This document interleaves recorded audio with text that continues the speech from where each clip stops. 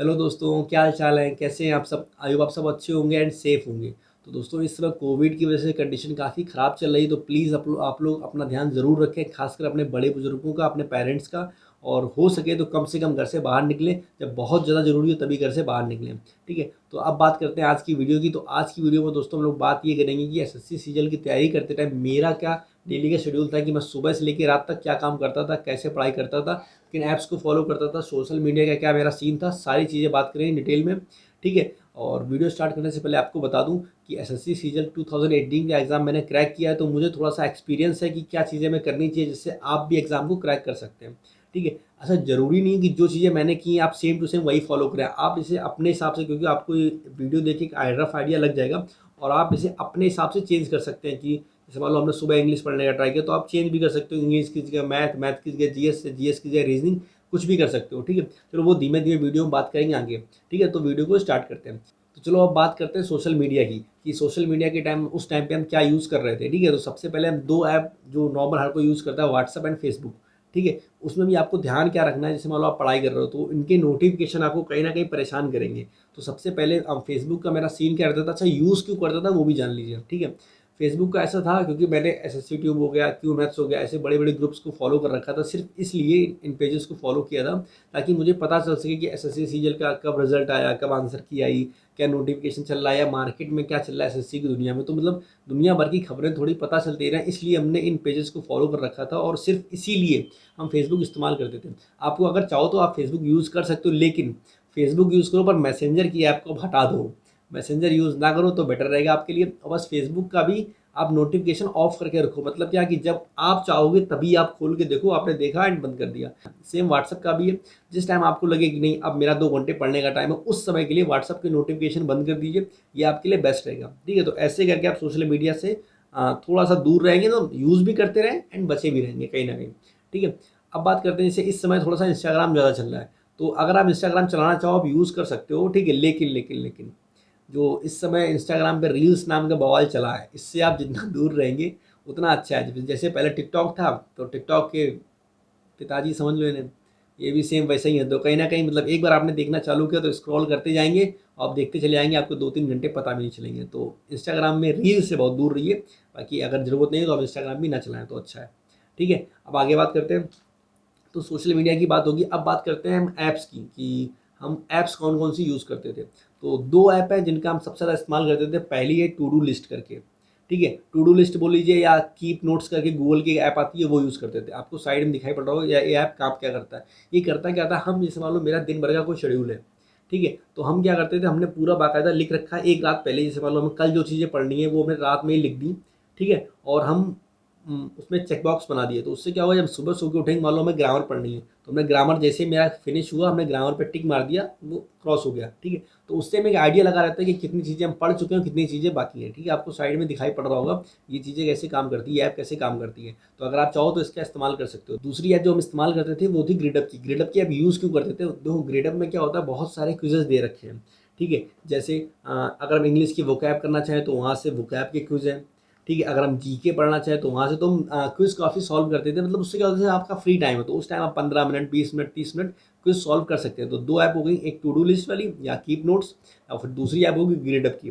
ठीक है, तो ये दो ऐप इस्तेमाल कर सकते हैं। अब हम स्टार्ट करते हैं अपना डेली रूटीन, सुबह से लेकर शाम तक हम क्या क्या करते थे। ठीक है, तो हमारा दिन शुरू होता था सुबह 5:30 बजे। सुबह 5:30 बजे क्यों शुरू होता था, उसके पीछे एक रीज़न है। ठीक है, अच्छा हाँ, इससे पहले थोड़ा पीछे चलो। पीछे चलो, आप में से कुछ लोगों ने कहा था कि भैया आप अपना रूम दिखाएं जहाँ आप पढ़ाई करते थे। तो दोस्त बात ऐसी है कि अभी हम वो दिखा नहीं सकते, समझा रहे कैसे। हमारे घर में 3 कमरे हैं। पहला कमरा बाहर वाला यानी गेस्ट रूम, जिसमें हम इसमें बैठे हुए हैं। दूसरा कमरा बीच का, उसमें बाकी लोग रहते हैं। और तीसरा कमरा हमारा स्टोर रूम था। तो हम पहले इसे यहीं पढ़ाई करते थे, पर यहाँ का सीन ऐसा था कि मतलब लोग आते थे तो मैं डिस्टर्ब होता था कहीं ना कहीं, तो वो चीज़ें बन नहीं पाती थी। तो हमने क्या किया, अपना ये कंप्यूटर टेबल उठा के स्टोर रूम में शिफ्ट कर लिया, और हम स्टोर रूम में पढ़ाई करते थे। वहाँ से फ़ायदा ये होता था, घर में कौन आ रहा कौन जा रहा हमें पता नहीं चलता था। तो ये मेरे लिए कहीं ना कहीं सही था, मतलब मैं डिस्टर्बेंस बिल्कुल नहीं होता था एकदम कोने में। तो आप भी ये काम करो कि अगर आपके घर में कोई ऐसा कोना ढूंढ लो जहाँ पे लोग कम से कम आपको डिस्टर्ब करें, वहाँ जाके पढ़ाई करो तो आपको ज़्यादा फ़ायदा मिलेगा। ठीक है, तो और वहाँ की फ़ोटो मतलब वो थोड़ा सा चेंज हो गया है, और स्टोर रूम था तो उसकी फ़ोटो तो नहीं दिखा सकते। ठीक है, बाकी हमने आपको एक आइडिया दे दिया कैसा हम पढ़ाई करते थे। तो अब बात करते हैं अपने डेली शेड्यूल की। तो मेरा दिन शुरू होता था सुबह 5:30 बजे से।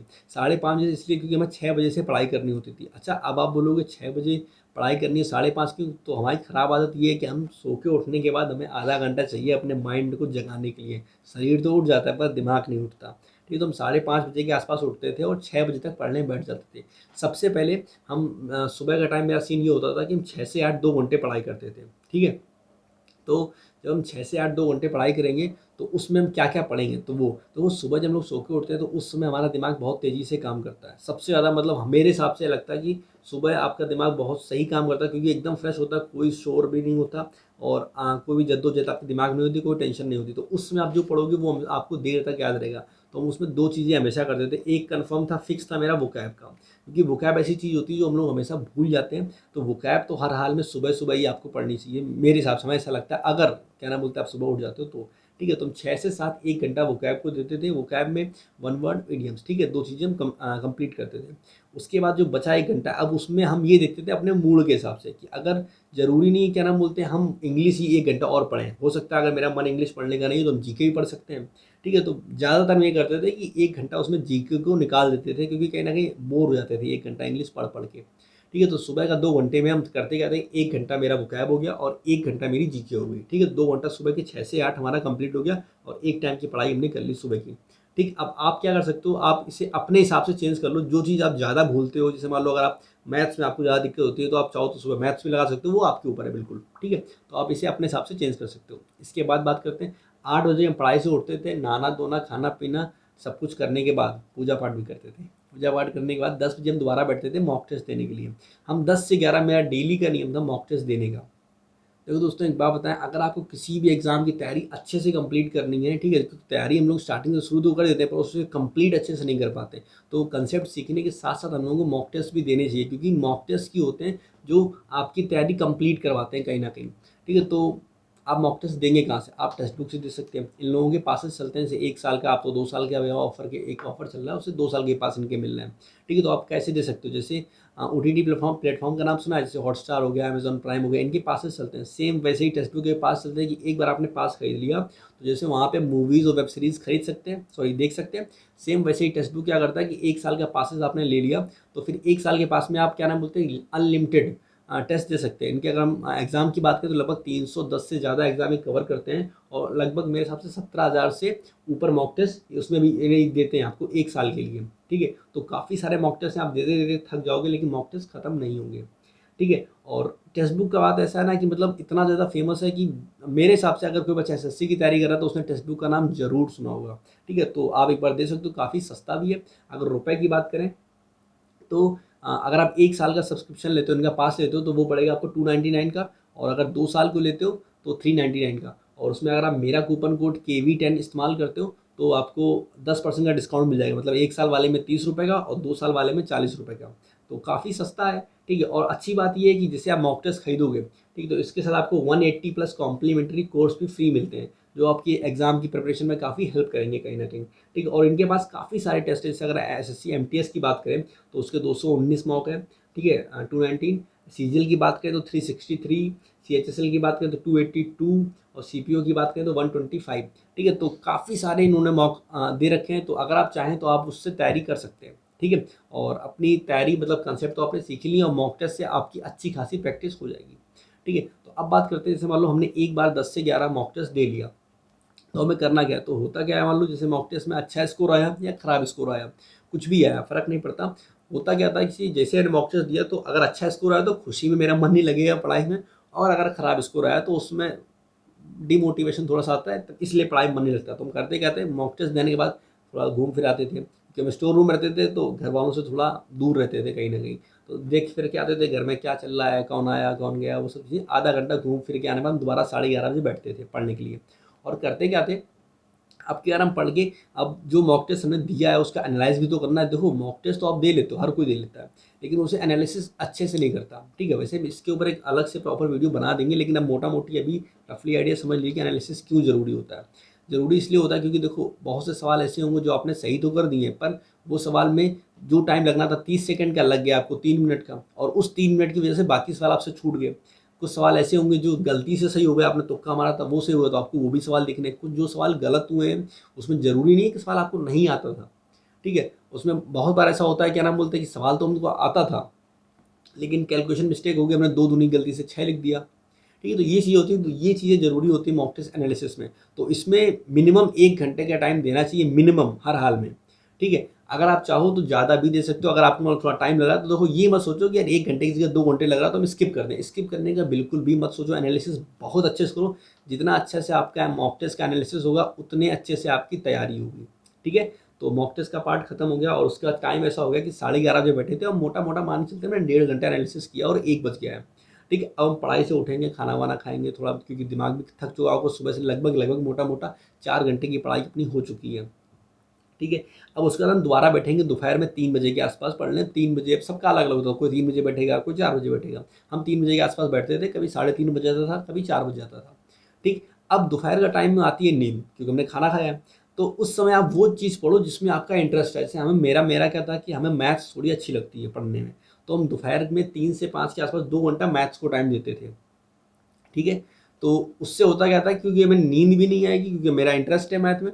तो दोपहर में आप वो चीज़ें पढ़ो जिसपे आपकी क्या इंटरेस्ट हो। जैसे अगर हम दोपहर में वोकैब याद करने की कोशिश करें तो हमें दिक्कत होगी, या फिर अगर दोपहर में हम इंग्लिश बोल रहे हैं, सॉरी, जीके याद करने की कोशिश करें, पढ़ने की कोशिश करें, तो हमें नींद आ जाएगी और हम सो जाएंगे। तो इसलिए हम मैथ पढ़ते थे ताकि हमें नींद ना आए, ठीक है। तो 3 से 5 हमने पढ़ाई कर ली, उसके बाद थोड़ा बाहर निकले, शाम टाइम घर वालों के पास बैठे, थोड़ा दो दिमाग को फ्रेश करना भी ज़रूरी है, क्योंकि लगातार पढ़ते पढ़ते आदमी पागल हो जाता है और आता कुछ भी नहीं है कहीं ना कहीं, ठीक है। अब हम आखिरी के 2 घंटे जो कि रात में, अब वो सबका अलग अलग हो सकता है। जैसे मेरा 3 से 5 था, आप 7 बजे बैठ सकते हैं, हम 8 बजे के आसपास बैठते थे और 8 से 10 2 घंटा अच्छे से निकालते थे, ठीक है। अब हम पढ़ेंगे क्या, जो चीज़ें इंग्लिश में हमारी छूट गई हैं सुबह के टाइम पे, ठीक है, वो चीज़ें हम शाम टाइम कवर करेंगे। जैसे सुबह के टाइम हमने क्या किया था, 1 घंटा वोकैब किया था और 1 घंटा जीके किया था। अब हम शाम के टाइम 2 घंटे में क्या करेंगे, 1 घंटा हम ग्रामर की प्रैक्टिस करेंगे, हम रूल्स याद करेंगे एंड उसकी एक्सरसाइज लगाएंगे, और बचा 1 घंटा उसमें हम एमबी एप्लीकेशन से एक सेट लगाएंगे, ठीक है। तो ऐसे करेंगे। और बाकी अब हमारे, अगर हम सुबह से लेके अभी तक का टाइम देखें तो लगभग 8 घंटे कंप्लीट हो गए। अच्छा, आप लोगों ने हमसे हमेशा पूछा भैया आप कितने घंटे पढ़ाई करते थे, तो हमने हमेशा बोला कि हम 6 से 7 घंटे पढ़ते थे, लेकिन यहाँ हमने टाइम टेबल 8 घंटे का क्यों बना रखा है फिर, अगर हम 6 से 7 घंटे पढ़ते थे। तो दोस्त आपको एक बात बताते हैं, आप जितना भी मर्जी टाइम टेबल बना लो 8 घंटे का, 10 घंटे का, आप उसे पूरा नहीं कर सकते। कर सकते हो एक दिन, पर लगातार करना पॉसिबल नहीं है। और एक बात और, अगर आप 2 घंटे पढ़ने बैठे हो तो आप 2 घंटे की इफेक्टिव पढ़ाई नहीं कर सकते। वो 1.5 घंटा, पौने 2 घंटा ज़रूर होगा, वो पूरा 2 घंटा नहीं होता, क्योंकि बीच में मोबाइल पे किसी का फ़ोन आ सकता है, मैसेज आ सकते हैं। अगर मोबाइल से आपने बिल्कुल बंद करके रख भी दिया तब भी कहीं ना कहीं देखो यहाँ एक माइंड है, ठीक है, वो डाइवर्ट होता है कहीं ना कहीं। मेरा डाइवर्ट होता था, हो सकता है आप लोगों का ना होता हो, लेकिन मेजॉरिटी का होता है, मुझे पता है, ठीक है। तो वो चीज़ें, तो इसलिए आप 8 घंटे का टाइम टेबल बनाओ। अगर आपने 6 से 7 घंटे निकाल लिए तो बेस्ट है, ठीक है, और ज़्यादा परेशान होने की ज़रूरत नहीं है, ठीक है। तो अगर हम पूरी वीडियो को समराइज़ करें यहाँ पे, ठीक है, कि हमने कितने घंटे किस सब्जेक्ट को दिए, तो हमने मैथ्स को 2 घंटे दिए, इंग्लिश को 3 घंटे दिए, 1 घंटा दिया जीएस को, और 2 घंटे के आसपास दिए हमने मॉक टेस्ट को, ठीक है। अब आप बोलोगे रीजनिंग कहाँ गायब हो गई, तो रीजनिंग का सीन ऐसा था कि रीजनिंग, हम बताया ना आपको कि रीजनिंग पढ़ने की, एक्स्ट्रा पढ़ने की ज़रूरत नहीं है। हमने जो मॉक टेस्ट दिया उसमें 25 सवाल रीजनिंग के आए होंगे, ठीक है। तो वो 25 तो हमने पहले मॉक टेस्ट में किए, और बाद में अगर कुछ गलत होता है या नहीं आता है तो 2 घंटा या 1 घंटा जो एनालिसिस किया है उसमें रीजनिंग भी तो सॉल्व की होगी, ठीक है। तो ये था पूरा शेड्यूल, ठीक है। अच्छा, इसमें एक चीज़ अलग छूट गई, नॉवल। आपने बोलोगे कि भैया आपने तो बोला था नॉवल भी पढ़ना चाहिए, पर आपने 8 घंटे में नॉवल को ऐड नहीं किया। तो दोस्त, हमने नॉवल को इसलिए ऐड नहीं किया क्योंकि वो पढ़ाई के हिसाब से आप नहीं पढ़ रहे हो, वो आप रीडिंग कर रहे हो, और उससे आप इंटरेस्ट के लिए पढ़ोगे। क्योंकि हमने कहा कि न्यूज़पेपर नहीं हो पाता है, अगर हम लोग नॉवल पढ़ते हैं न्यूज़पेपर नहीं हो पाता है। तो नॉवल में क्या होता है, हमने बताया था कि वो चीज़ें पढ़ो जिसमें आपका इंटरेस्ट हो। तो जैसे मान लो अगर आपका स्पोर्ट्स में इंटरेस्ट है, ठीक है, तो जो चीज़ों में आपका वैसे भी इंटरेस्ट है तो उससे आप पढ़ाएं बिल्कुल मत जोड़ो। आधा घंटा उसे हैबिट के हिसाब से आदत डाल लो, और अच्छी आदतों में से शामिल कर लो कि नहीं, हमें अब डेली पढ़ना ही पढ़ना है, ठीक है। तो ये था मेरा पूरा रूटीन, और हमने सब कुछ बता दिया, ए टू जेड, कुछ भी नहीं छोड़ा। बीच बीच में जैसे मान लो जो फ्री टाइम मेरे पास होता था उसमें हम ग्रेडअप के क्विज दिया करते थे, ठीक है। और बाकी जो लिस्ट हमने बनाई थी, साइड में आपको दिखाई पड़ रहा होगा, वो लिस्ट देखो पूरी कंप्लीट हो गई। हमारा दिन शुरू होता था गुड मॉर्निंग से, एंड रात जब खत्म होती थी हम टिक करते थे गुड नाइट ऑफिसर। तो एक थोड़ा सा अंदर से जोश आता है कि नहीं यार, हमने अगर मेहनत की है आज तो कहीं ना कहीं इसका फल मिलेगा। और अच्छी बात ये है ना कि जो हमने मेहनत की है वो कहीं ना कहीं हमें ऑफिसर तक ले जाएगी, ठीक ठीक है, तो बस यही बोल के इस वीडियो को ख़त्म करेंगे। आई होप आपको वीडियो से काफ़ी कुछ सीखने को मिला होगा। ये था मेरा पूरा एक्सपीरियंस और पूरा दिन का शेड्यूल, सुबह से लेकर रात तक हम पढ़ाई में क्या क्या करते थे। ठीक है, अगर वीडियो आपने यहाँ तक देख लिया, वीडियो आपको पसंद आया तो वीडियो को लाइक करें, चैनल को सब्सक्राइब करें। अगर आपका कोई क्वेश्चन हो तो नीचे कमेंट सेक्शन में ज़रूर पूछें। ठीक है, और इसके बाद का वीडियो जो आएगा वो इंग्लिश की स्ट्रैटेजी के ऊपर आएगा कि हमें इंग्लिश की तैयारी कैसे करनी चाहिए। ठीक है, आप चाहें तो हमें इंस्टाग्राम पे भी फॉलो कर सकते हैं। तो हम मिलते हैं नेक्स्ट वीडियो में, तब तक के लिए टेक केयर, बाय बाय, मजा करो, ऐश करो और अपनी पढ़ाई करते रहो। बाय।